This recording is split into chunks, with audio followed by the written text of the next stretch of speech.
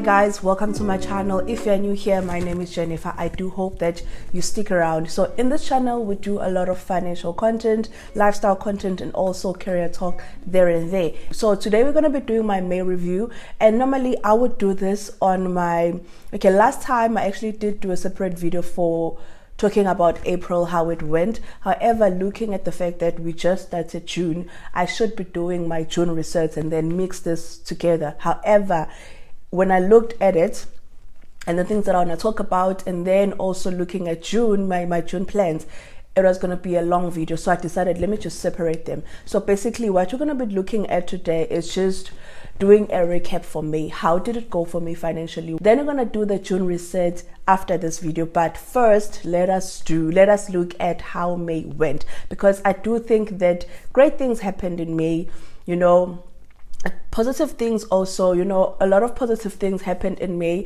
Some of the things needed a lot of money. However, because I had planned everything, budgeted well, I didn't feel overwhelmed. And so I just wanted to share with you, how did the month of May go for me? How did I feel about it? And before we get into talking about the plans for June going forward. Okay, so the points that I'm going to touch on are actually few, but I think the first one that I just want to touch at is, what did I do differently in the month of May? Now, if you watch my May reset, if you watched my May reset, you'll get a good understanding of what I did differently in May. It wasn't a lot. However, what I decided to do is that I wanted to separate my allocation per weekly. So I have the things that I pay for every month. Those are standardized expenses like my water and electricity, my levies, my subscription, like my Wi-Fi subscription, my daughter's school fees, and also other things. Like there's a lot of other things you'll see when I do my June reset, what I have on my budget, but they're just standardized things that I know that I pay for every month. Every time when I get paid, without fail, I have to pay for those things. And so I did that. So that's what I did. I also had my savings, as I normally do. However, this time around, I didn't budget for food. I didn't say, okay, for food it's going to be this much, So what I did is I allocated it as a separate allocation, and I broke it down weekly.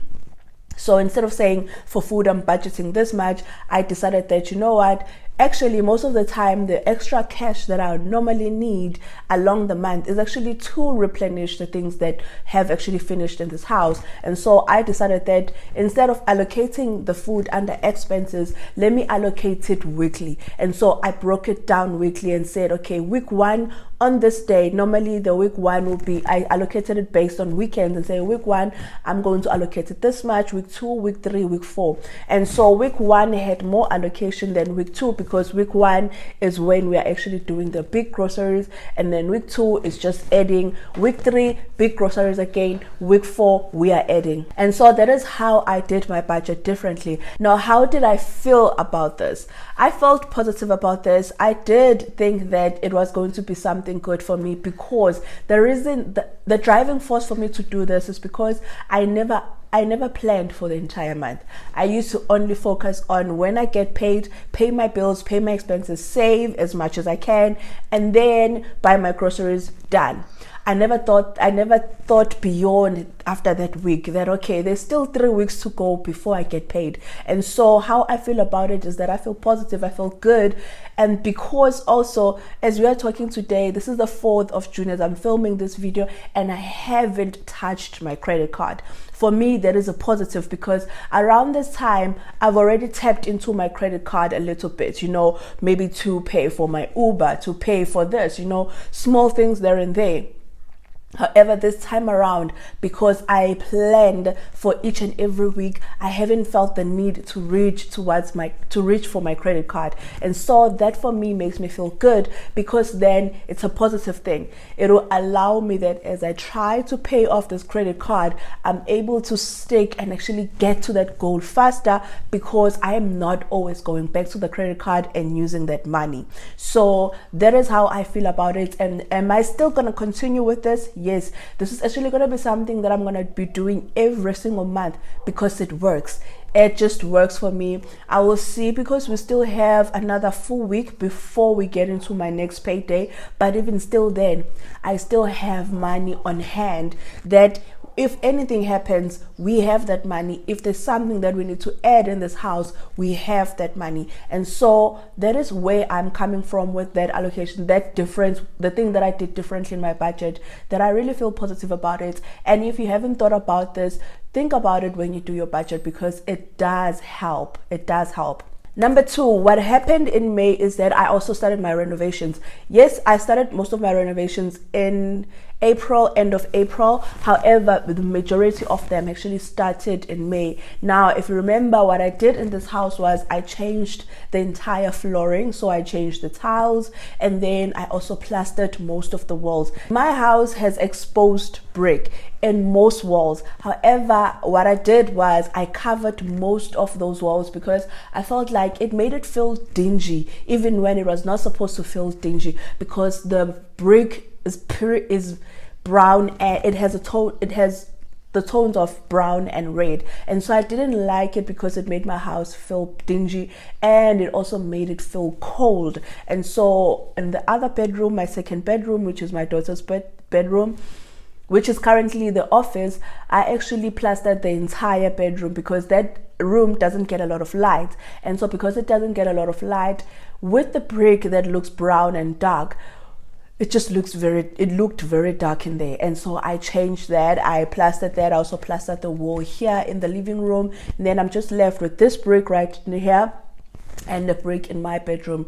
Just, it's not too much, so that when you see the brick, it's like a feature wall, it doesn't take away from its beauty. Now that it's not a lot of it in this house, it actually looks really, really nice, and I like it. I also like my tiles that I put, because the tiles that I had previously were very dark, dingy, and they looked like they had seen better days. So I changed the flooring, I plastered the walls, I painted the walls, and so that was a budget of around 13,000, including labor. Is it including labor? Yeah, including certain portion of the labor. So when I look at how I spent for it, I got the tiles on special, so I saved on that. Like when it comes to the material, I really did save, because some of the things were on special. Some of the things were actually not as expensive as I thought that they would be. And so I saved a lot when it comes to the things that were needed in order to do these projects. And then for labor, it was also not that bad. And so I was able to stick within the budget of 13,000. If you hear any movement or any sounds, it's my daughter here. She is up. I really thought that I will be able to film this video while she's sleeping, but she got up early today. So please do not mind if you hear any weird sounds or any sounds at the side. It's my daughter. So yeah, that is what I did for the entire house. And then because I bought a lot of tiles, with the fear that the tiles were going to run out when we were changing the floors, I had about close to 18 boxes of tiles. And so my bathroom needed some renovations. It didn't look nice. I didn't like it. I just didn't like it. I don't have words to explain it. I just didn't like it. So what I did was I decided to do renovations in there as well. Now the bathroom, I thought I was just gonna get in there, change the tiles, and that's all, because I couldn't afford to do other things. However, this other time I went to CTM, going to buy just the what is it? Tile bonder. Yeah, tile bonder, something like that allows for the tile to stick on the wall and not fall as you put them. And so I went to buy that, ended up coming out with a sink. However, that sink was on special. It was like 1.5, and it was a cabinet and a sink on top. So I saved on that. The mirror was also not that expensive. So I was able to do a whole transformation of my bathroom by just changing the tiles and then also changing the sink, because I didn't like the previous sink that I had before. And because I got this on special, I felt like, it's a good deal, even though I did not plan for it. However, because financially in May, as you know, it was my bonus month, I was good, you know, I had room to do these things. I was able to do that. And so I did that. If you want to see my bathroom renovation, please leave a comment down below. I will share that with you. But I was thinking that I will do, you know, before and after, then maybe some styling with you. But the bathroom is done, fully functioning. I'm in love with it. I'm just happy with how it looks. But if you want me to do a video for you guys about my bathroom renovation before and after, please let me know down below. I will share that with you.